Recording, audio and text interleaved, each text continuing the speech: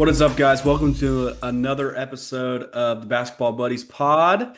There have been some crazy developments since the last time we met, so I'm excited to break it down with our buddy Caden. How we doing tonight?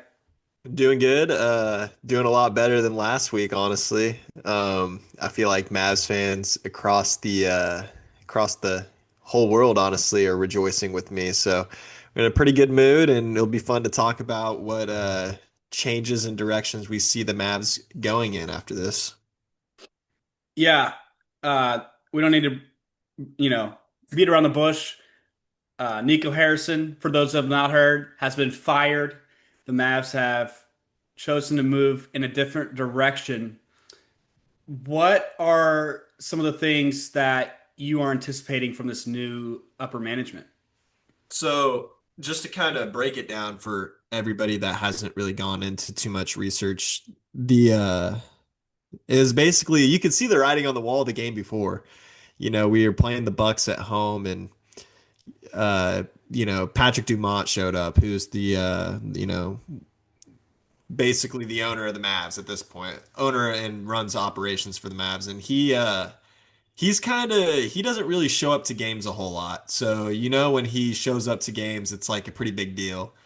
And he showed up to the game and everybody's kind of like The yeah, Milwaukee in game? the arena, the fans were like, "Okay, it's time to like let them hear it. We're gonna chant fire Nico all night during the free throws." So then he got caught on picture, or with multiple pictures of him talking to this guy in a Luka Lakers jersey, and so you're kind of like, "What's going on there?" And then reports break out that he was apologizing and super empathetic with the guy and saying he messed up and that, it's basically like it was almost a staged apology. Like almost like it looked like it was Oh, like it was almost intentionally by the media in an effect to win back the fan base. it was him basically instead of going out and saying like I messed up, it was just him saying like it was him doing that by you know by going the sneaky avenue with the fan, I guess. But whatever happened, however that conversation went, like there's some Mavs fans wanting to give that fan a statue. But it's funny because he admitted that's the biggest thing that I would say from this. Nico Harrison getting fired the next day, writing on the wall from that game. Mavs start the season 3-8. Like you're gonna get the even. We were told we were one of the deepest teams in the league, even with these injuries. Like you knew that going in when you traded for AD, that you were gonna have those injury risks. And so that's what inevitably happened. And so Nico played his hand and obviously it didn't work. So he's out of there. And that's what from a Mavs fan perspective, that's what needed to happen just to start the healing process because Mavs fans haven't had a whole lot to cheer for. And honestly, like they've been going against the team all year. I mean, for since the Luka trade, there's been nothing but boos or, fire Nico chants and it's affecting the players. So it's like even if you don't like the Mavs are not just going to all of a sudden become a good team, but like even last night, you just saw like a relief from the players because they actually have a fan base now, and people that are going to like try to start healing. There's a healing process, and that's what and Patrick is not perfect through all this, but he did do a great job of saying he did the apology, even though he didn't publicly say it. He did kind of the backhanded apology, and then he fired Nico Harrison.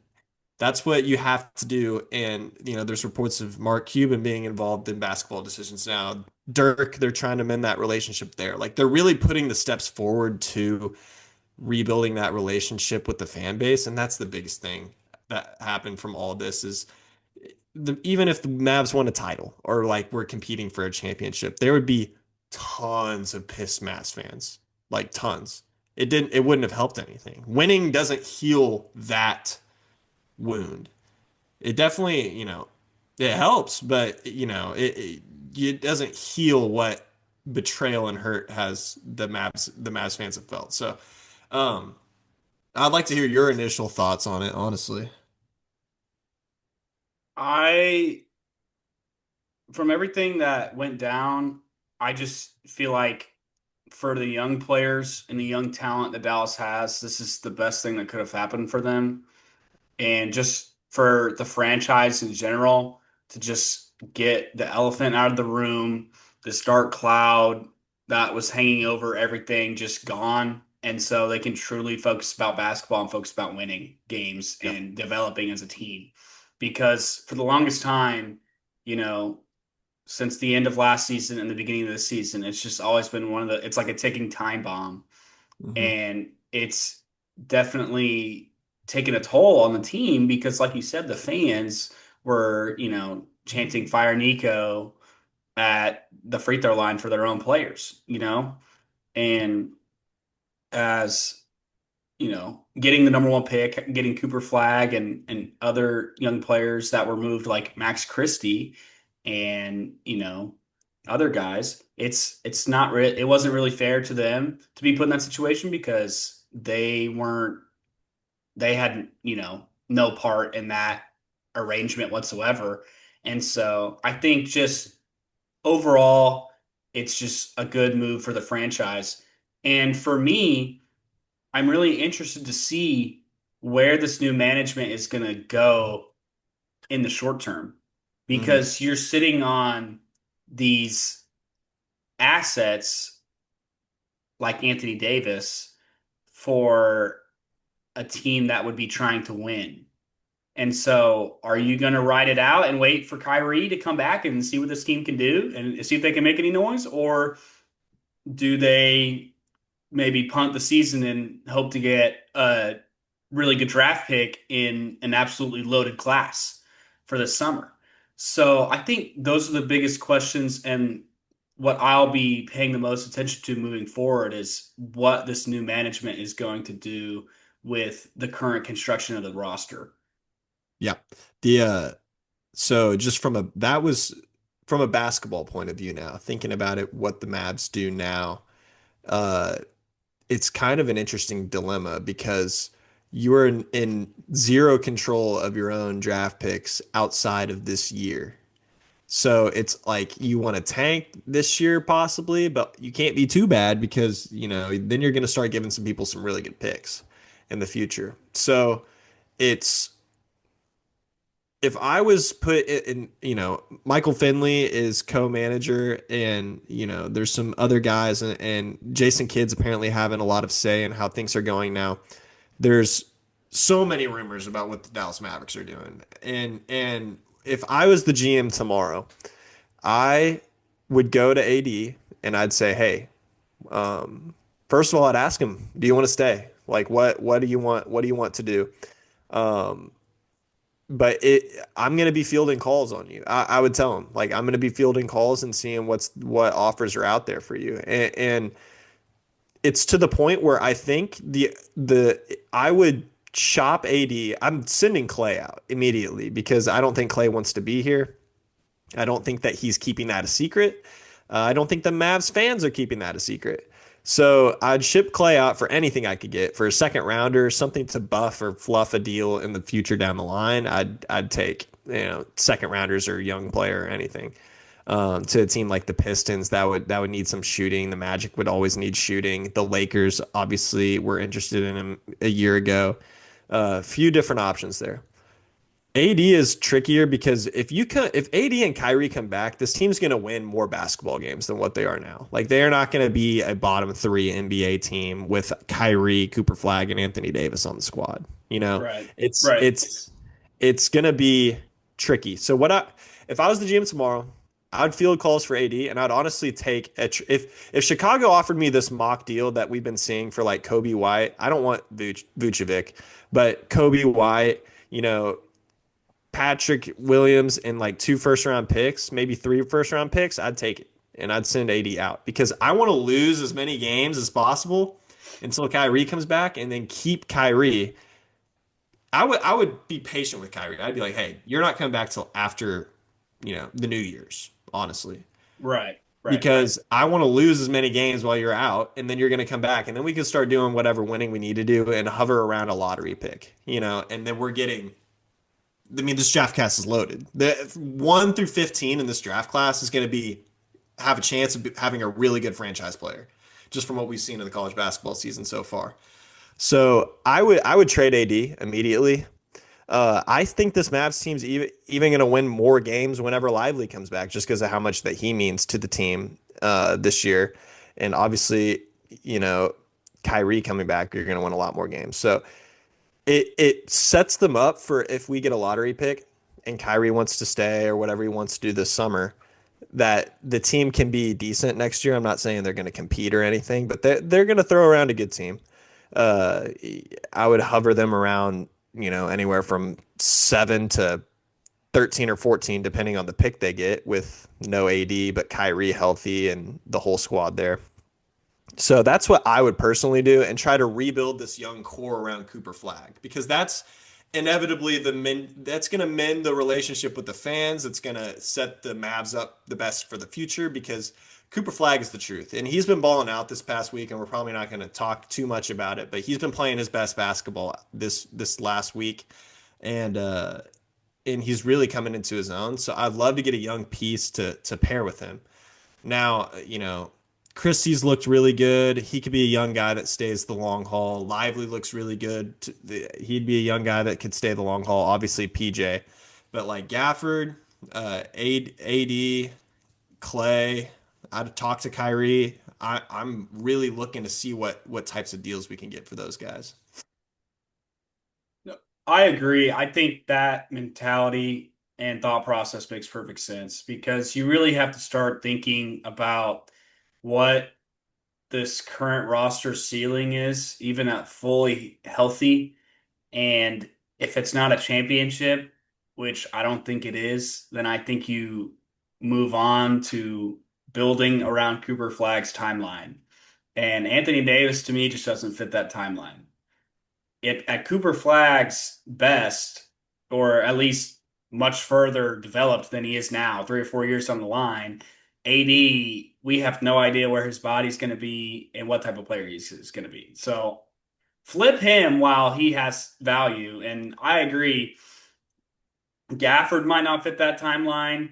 Kyrie might not fit that timeline. Clay certainly doesn't fit that timeline. Clay is the first guy I would assume to get moved. I mean, there's no reason for him to be on that team anymore. And he hasn't even been that good for y'all. So there's really no reason for him Yep. anymore. Um, I think that I like your idea of keeping Kyrie because he is an uber talented player that can fit with almost any roster. And so I like that fit around Cooper Flag, just to have him in more of a secondary playmaker role, which I think is more natural for him.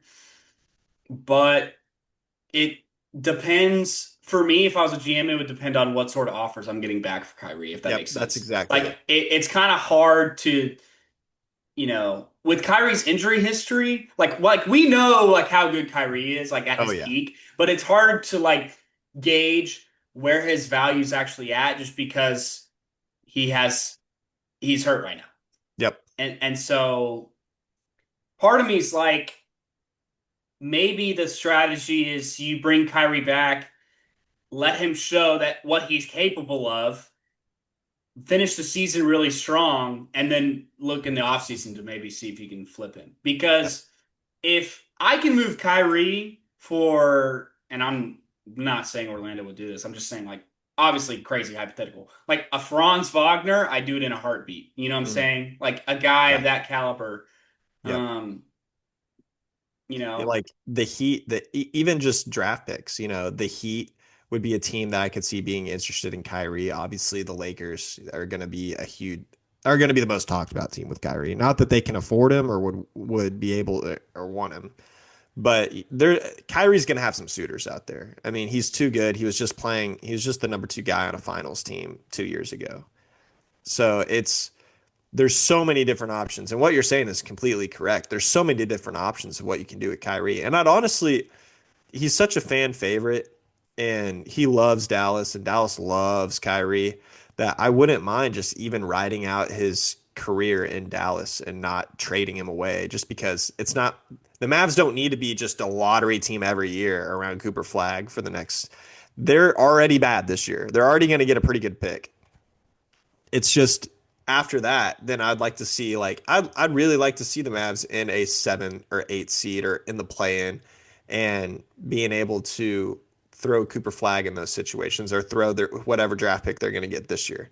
So it's going to be but like you said, if someone's going to throw a pick out there or someone's going to throw a really good player for Kyrie on a contending team like a young guy, like I'm taking that. If the Rockets are the big one with Kyrie, like I'm looking at a Reed Shepherd or Reed Shepherd and some young picks for Kyrie. Like I'm looking at that as the GM of the Mavs. And now the Mavs are trying to, the Mavs don't have one GM now, but it's like it's going to be up inevitably to what Kyrie does because the Mavs don't want this stigma to players. That's the big thing is there's a lot of players that won't want to play for the Mavs right now because of all the drama and everything that's going on with the fan base and everything.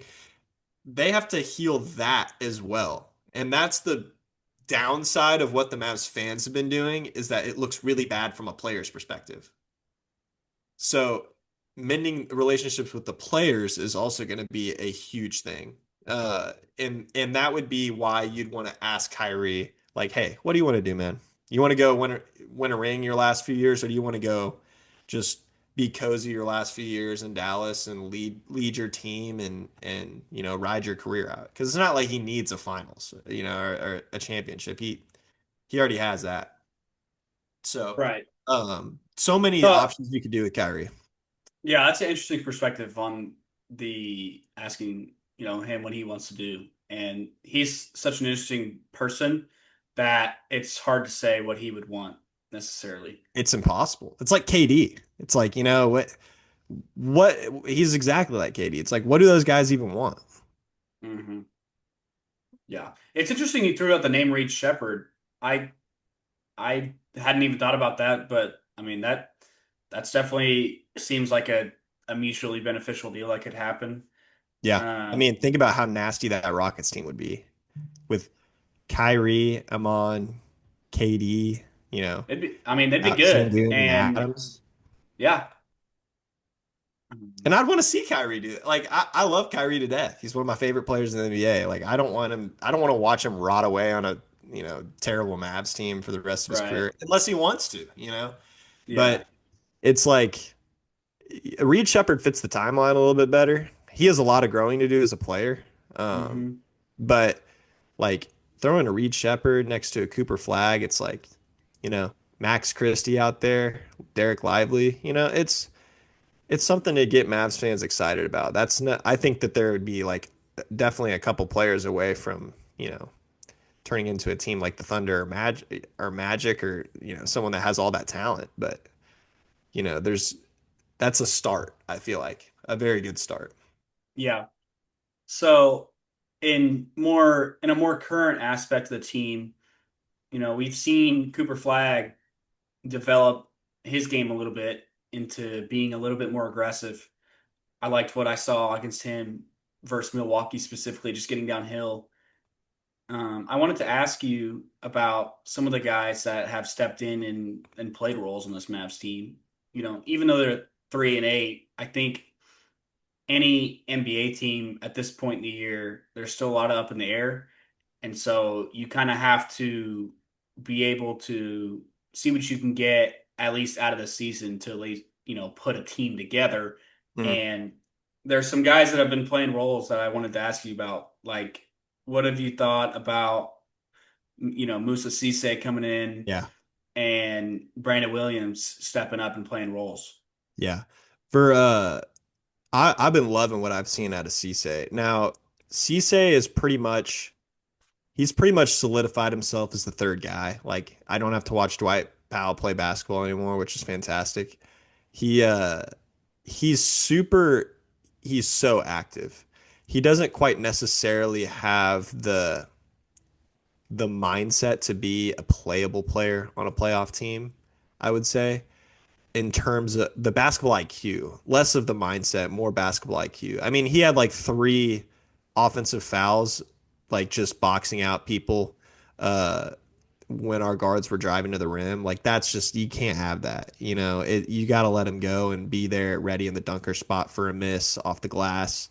It's just kind of figuring out and he's really bad about verticality. Like he gets in foul trouble a lot because he's so aggressive to go block shots. Like guys that have, any ounce of IQ and get to 2 feet and pump fake, like Cisse's flying. But oh my gosh, that dude plays so hard. It's like you can't even get mad at him because he's gonna mess up a ton, but like he's gonna bust his balls He's every diving single on the one. floor, you know, just Dunking, blocking rebounding, shots, blocking shots. Yeah. rebounding, like tough, and that's I'd rather have a bunch of guys like that than a bunch of super smart basketball players that are lazy. So, been super impressed with him. Like he got in like one of the last invites to the Mavs training camp and then ended up carving out a spot. Now the problem with him is he's only going to have like in his two-way contract, he only has like 40 games left, maybe 30 games left. So Hmm. he's not going to be able to play. Like we need Lively back. Gafford's on a minute restriction. Lively and AD need to get back. Pronto. But he's been so good, dude. From what we expected from him, he's been unreal. And Brandon Williams has been also doing really well in his second, really his first full year of playing meaningful minutes. He got some minutes, in the back half of the season last year as the starting point guard, and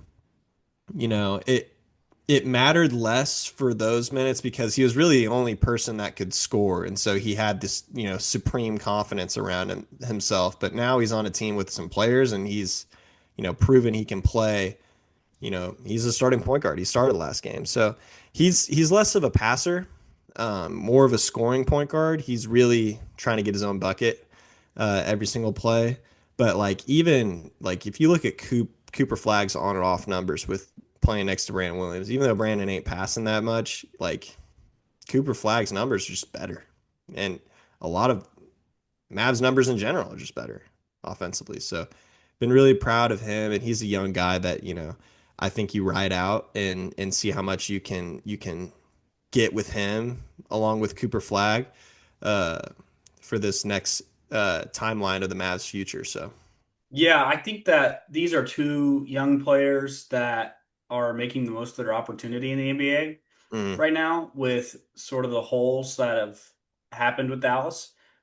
You know, maybe they're not guys that survive the timeline and are on the team, when Cooper Flag's at his peak, but they're definitely making their case. And it's mm, been really refreshing to watch these two specifically just because of their athleticism and, the pace that they've been bringing, yep. just the dynamic ability that you could tell that they belong in the league, both of them, just Mm, based on, the effort and everything that they bring. And if with Brandon Williams, if you get to a point where his jumper starts to fall a little bit, I really think that he could possibly be the backup point guard in the future, just because when he pushes the pace, it just helps Flag so much because it just it just makes it so much easier, you yeah. know? It looks Hmm. so much more natural when Flag's just out in open space running the Yep. floor. Yeah. Because that's where we know, and we've talked about it multiple times, that's really where he's at his best. Yeah. Yeah, what you said, like that's really the main reason why he's so good is exactly what you said is his pace is faster than any Mavs player outside of Cooper Flag. Like he really that's why Cooper Flag's so much better around him is because when Brandon Williams gets the ball, he's trying to get to the basket every single time. He's not foul baiting like D'Lo. He's not just dribbling around the perimeter a ton. He's trying to get to the rim and score. And that is what the Mavs need. Like that is why he's starting games and that's why he's closing games, honestly. And he had a lot of really careless turnovers, but you take those whenever he's being super aggressive getting to the paint because that's what the Mavs lack. They don't get paint touches. And you know, you saw it in a game like yesterday. PJ injures his shoulder, goes out for the game. There's nobody getting in the paint except for Cooper Flag and Brandon Williams. So he's super good, and like you said, I think he can be a guy that's the backup point guard off the bench that organizes and just brings a different look to the offense. And I have no complaints over Brandon Williams. He's been one of the I think he, Flag, Christie, and PJ have been the most impressive players on the Mavs squad all year. So it'll be super interesting to see how he fits in the timeline because I don't think he's necessarily an untouchable piece, but he could be a really good piece used in a good player down the line. Or who knows, we could see him be in a rotation for a competitive Mavs team with Cooper Flag in his prime. So, Yeah, he plays to me like an ultra scaled down, not as athletic Russell Westbrook, if that mhm, makes sense. yeah, Like just ultra aggressive, always going downhill. Like I think he's like 99th percentile in shots to the rim per 75 possessions. yeah, So, and what that does is it just makes so much more space for the shooters. hmm, And, when the Mavs have really fallen in like in the mud with their offense, it's just DHO after DHO after DHO just on the perimeter, like you said, not really getting paint touches. And so having a guy that can actually have some burst and get to the rim, get some easy ones for his teammates, I think is made the value. So I mean, we'll see if he can develop the jump shot a little bit, develop the passing a little bit. But considering the gaps on the roster right now, I like what he's been bringing. So it'll be interesting to see how he develops. yeah. It'll be super interesting. I think that's all we need to talk about with the Mavs tonight because we have even though the Mavs fired Nico Harrison and have all this stuff going on, it's still like the Thunder are a pretty remarkable team to talk about right now. They're 12-1, dominant wins over some two of the, I would say, better Western Conference teams from what we've seen. Um, how have you been thinking of your Thunder lately? Man, it's been so fun.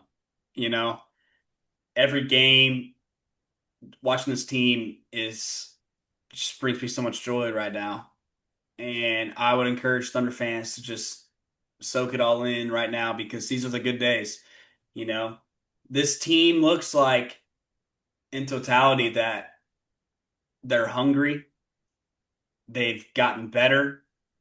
They're they're all on the same page still, and it's just beautiful to watch. Mm, I took notes on the last two games on the Warriors and Lakers game, and I just wanted to go through a couple things.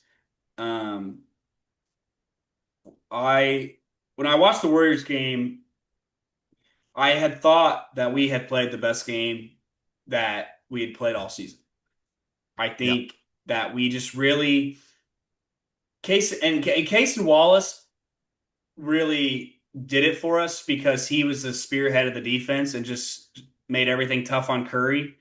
And the Warriors just could not stop us whatsoever.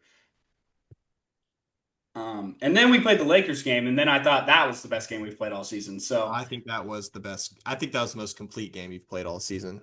so a couple things, and it's hard. It's almost hard to go through this team player by player because everybody's playing well, Mm. and so I don't want to slight anybody by not, giving them a shout out. But it's There's incredible. nobody playing bad on the Thunder. I mean, even Usman No, Deng and Brendan Carlson were going out there and making plays and being really good. So, it's true. So number one in the Warriors game. That was Chet's best game that he's played all season by far. 9 for 9 from the field, just all over the place on both ends, defending in space, defending on the perimeter, blocking shots, throwing lobs to Hardenstein, hitting turnaround jumpers in the mid range that he's gotten really good at. I'd love that shot for him. Hitting 3 pointers, attacking the rim, he's just been incredible this year. And I'm really happy with his development so far mm, because I don't think Chet is might not ever be like a super big numbers guy in the NBA just because when J-Dub comes back, he's not necessarily going to get the shot volume that other guys would. But man, his impact, he's a top, I don't know what you want to call it, but he's a top, I mean, he's an all-star in the NBA in my eyes. I don't see how you can't say he isn't just because of his impact on both sides of the floor. I mean, he is everywhere. mm. He just ultimately just doing everything for us. I mean, he played a perfect game versus Golden State. It was unbelievable. I think if his three-pointer keeps being as fast and as high as it is, it looks like he's put a lot of work on that in the offseason. If he can really get to that turnaround in the mid-post over guys, that is going to turning into a beautiful shot for him. Obviously, we know what he can do as a lob finisher, and defensively, he was just unreal. Yeah. He Um, uh he's definitely taken, I think, the biggest leap out of all, out of the whole team that I've seen so far. It's impactful dominance, honestly, from both ends of the floor. It's stuff that the casual fan would not understand, like all that he's doing on a basketball court just from standing there. Like just from Chet standing in like the proximity of a shooter is going to bother people. Like, and some people don't understand that. It's there's certain teams that, like, hey, like this guy is shooting a layup 99% of the time whenever he comes off this ball screen and gets like around the corner. It's just not Chet's so good defensively that he can make like critical mistakes and still make up for them. Like, because of how good he is at meeting shots at the rim and how good he is at, using his length and, having the perfect separation between him and the guy that he's guarding. So it's like, well, we know, the draft profile on him, and he in his entire Thunder career, his instincts have always been incredible, and that's mhm, been the number one thing that has always driven him is just the shot blocking, just IQ, and everything about contesting shots has always just been unreal from Chet, like 99 percentile in the NBA, completely special, and is almost like what makes him great. But then you add that onto the fact that he's 7'1" and freakishly long, and it creates one of the best shot blockers in the league. And mhm. like I told, you and Malik this in the offseason, I really do believe like he's a top 10, if not I think he's clearly a top 10 defender in the NBA, and I stand by that 100%. I just think that like what he can do on a basketball court is just unreal, and he can really do anything. And what it's been really nice to see him flourish with Hart because for us to be able to play him at center, it really requires us to have J-Dub out there at the four. And Mhm. so predominantly throughout the season, he's been at the four, or I'm sorry, he's been at the four position next to Hart, playing that bully double big lineup, and he's just made that lineup work so well, just his versatility. And following up to that, I want to talk about Hartenstein because we talked about Hartenstein being so good last time. Well, he's just kept it up. Just He's even better than he was the last time we talked. he's just been incredible. He had a let me pull up the numbers real quick so I don't mess this up. But Honestly, I I think want to that say he had a Hartenstein game. 35 point, 19 point rebound, 19 rebound game against Sacramento the other night. Yep. Just unreal, just finishing everything. When you have a guy like Shea, obviously the attention is going to be on him. 10 eyeballs are going to be on him every single possession. And Hartenstein's really been a beneficiary of that. So he had 33 points, career high in points, 19 rebounds against Sacramento, and has just continued up his level of play. I have written multiple times down in the Warriors and Lakers games where there's just periods where he's just completely dominant on the offensive glass, just taking up so much space, really just putting DeAndre Ayton in the locker, putting Quentin Post in the locker, pinning him under the basket, and just being a big presence down there has been super impactful. Catching lobs from Chet, catching lobs from AJ, just being a great finisher. He's a hero in his role. We've known that for a long time, but he's really taken his play up to another level.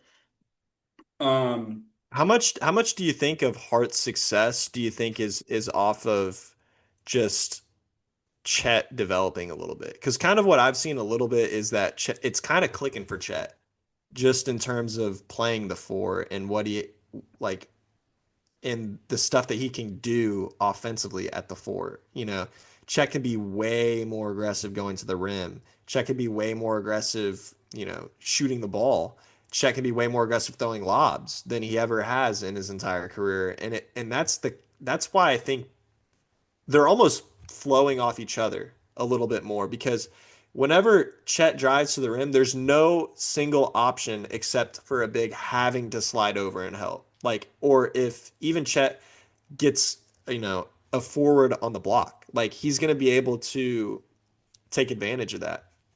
So I think I was going to ask, like, how much do you think Hartenstein and Chet are really, or do you think it's just personal growth, or do you think both of them are just kind of clicking a little bit now? I think it's 100% correlated.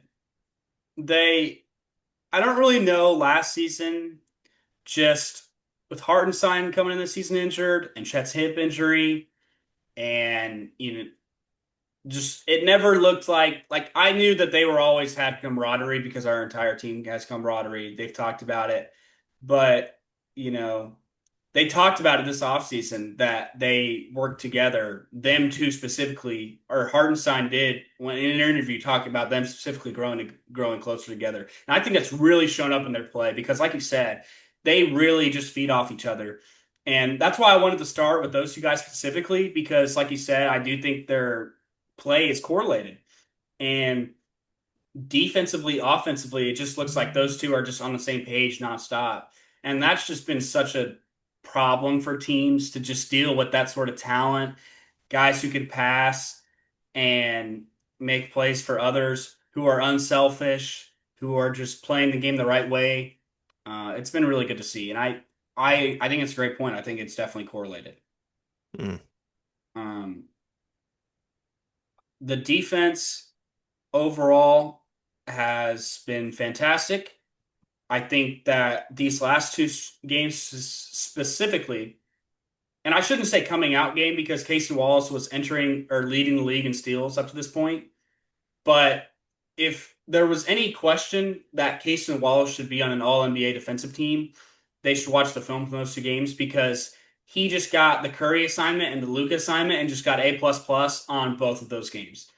I mean, he has all the tools. He is so strong at 6'4", so quick, incredible instincts, just really able to do it all on the defensive end. And I was super impressed with the way how versatile he is because Luka and I couldn't think of two different covers drastically and stylistically than covering Luka and then Shea. Or I'm sorry, Luka and then Curry, right?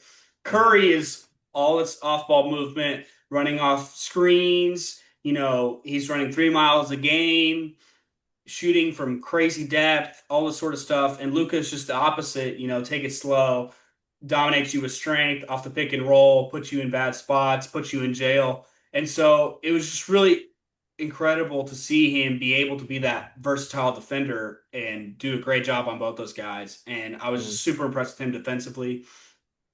Obviously, we know Kaysen is a bit limited in his offensive ability, but I couldn't be more happy with where he's at as a defender. And boy, I'm gonna riot if that guy doesn't make an All NBA defensive team. yeah, and he deserves it. It's it's like the Thunder right now are when I look at the roster, I just think like, man, they're just grooming players. Like that, it's just a grooming system of like Kaysen is going to inevitably take that Lou Dort role whenever Lou Dort inevitably moves on and wants more money because they're not going to stay together forever. And then you have a guy like Kaysen that can come in and do exactly what Lou Dort does, and that's just guard whoever is the other team's best player. And there's not really a matchup that you fear Kaysen having to guard, you know? And so it's definitely good to see him being because he would not be playing as much impactful defensive minutes if Lou Dort was on the court right now. So it's really good that he's able to go and play all these impactful defensive minutes against a lot of different stylistic matchups. Pretty much anybody that you'd have to really worry about in the playoffs, he's not really having to guard. So, or he's being able to guard right now. So it's super. It's great to be able to see it because At some point Lou Dort's going to leave. Maybe he stays for his whole career. I just don't think that the Thunder would be like this, or even if Caruso decides to leave, then you have that impactful of a defender that's going to stick around for a long time, even if he's not dominating the offensive end like people want him to. It's just that's what every team is going to want a player like Cason Wallace on their squad. Yeah. No, and I have my opinions on the Lou Dort situation. That's a topic for another pod. But yeah, just completely impressed by Kaysen just taking a step as a defender and showing that he belongs. I'm of the opinion with these elite defenders that, like you said, the more often you see these elite offensive engines, the better you get at guarding them. Start And figuring it out, like Tony and Allen. yeah, exactly. This sort of experience that you get in mid-November will pay dividends down the line. Hmm. You Yep. never know with the NBA with health. It's a battle of attrition. Lou Dort could go down at any second for the rest of the season, and just having a guy that can step up and take that role with little to no drop off. I don't think there's been any drop off. Hmm. If not, if we've been better, blatantly, like straight up, we've been better Yep. with Kaysen guarding the best player than Lou Dort this season. So super impressed by him defensively. And I'm critical of him offensively because we know that he's not necessarily like an on ball creator type player. But at Hmm. the same time, he's shooting 36% from three this season. So you can't really ask for much more from him. And he's been incredible. Yep. Another guy I wanted to talk about is Isaiah Joe. Isaiah Joe continues to be absolutely lights out for this team and has completely transformed this offense to an unrecognizable point than it was the first couple of games of the season. We look like we have our chops back from 2 years ago when we led the league in offense, and it is just completely open up the floor for AJ drives, for Chet drives, for Shea drives. That's we know how valuable that floor spacing is in the NBA, and he's just absolutely shot the lights out since he's returned, shooting 41% from three and playing a bit of defense too. I think that he's really stepped up on that end as well, just with the extended ball pressure and effort. You could tell that he is making a dedicated effort to be in the rotation in the postseason. Yep. And it's really encouraging to see him sort of take those steps. Yeah, it's kind of a similar start to how he started off last season. And I feel like we talked about it in our early pods last year of we were having this debate on who would crack this rotation. And I don't think either of us would have thought that Isaiah Joe was not cracking that rotation the way he was playing at the beginning of last year. So, that's going to be his biggest thing is he's got to defend. It doesn't matter, you know, there's too many good defenders and too many good decent like Aaron Wiggins is gonna guard. Like Caruso is gonna guard. You know what's happening with that every single game. Teams try to pick on Isaiah Joe, and we've seen it in the scouting reports. We literally saw a leaked scouting report of the Thunder where they said pick on Isaiah Joe every single time he's on the court Yep. because that is their weak link. He Yep. can't be the weak link in the playoffs. He has Yep. to prove that he's able to guard during the regular season. And so he Yep. can go shoot 50% from three during the season. It's not going to really matter unless he's proven that he can guard. And so Right. that's the biggest thing with him is I love what I'm seeing offensively. He's going to be a great offensive player. I need to see defensively that he's able to crack this 9-man rotation of the Thunder Right. come playoff time. Right. Yeah, I no complaints for him. Shot the crap out of the ball. We know he's going to give us that, but I'd love to see that. I'd love to see that percentage get even higher. Just being greedy. He he played some garbage time versus the Warriors and was definitely not helping that out. So, Yeah. um, but anyways, he's been great. Obviously, want to touch on AJ continues to be just an on-ball creator, scorer, distributor, and also another guy who's a sneaky defender. Just it has really good anticipation for a second year player in passing lanes and just with ball pressure. And he's just been a consistent force this season. And as a Dallas fan, especially, you know how invaluable some, these on-ball creators are. Mhm. And he's just flat out been the most valuable, in terms of per $1 million, the most valuable contract in the NBA. I can't think of a better contract than AJ Mitchell for 3 years, $9 million. Another Pressy masterclass that got swept under the rug this offseason that people were kind of like, who is that? Second round guy, first year, got injured, didn't really know.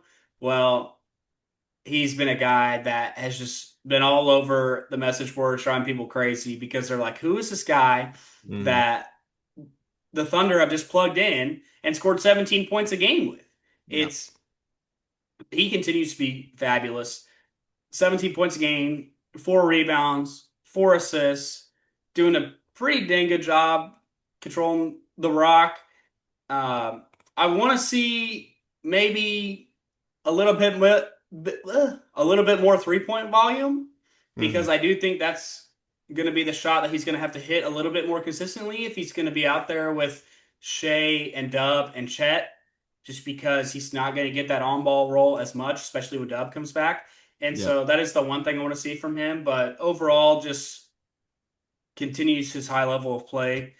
Yeah, Uh, I'm anxious to see how he fits next to J-Dub, and that's going to be the biggest question for me personally, because I think that that's the minutes that he's going to be getting come playoff time is a lot of minutes next to J-Dub with no Shea on the court, and how he handles that and how he can play off, how they can play off each other, quite frankly, because that's going to be his bread and butter. And he, who knows, he may, get start getting some real minutes in the playoffs, next to Shea and J Dub and whoever's out on the court. But like really where he's going to be valuable is going to be those non-Shea minutes or, even, you know, even in some minutes where J-Dub's out or J-Dub's hurt, like we're seeing right now. J-Dub gets in foul trouble all we know.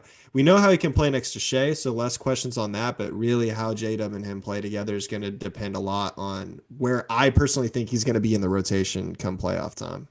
mhm.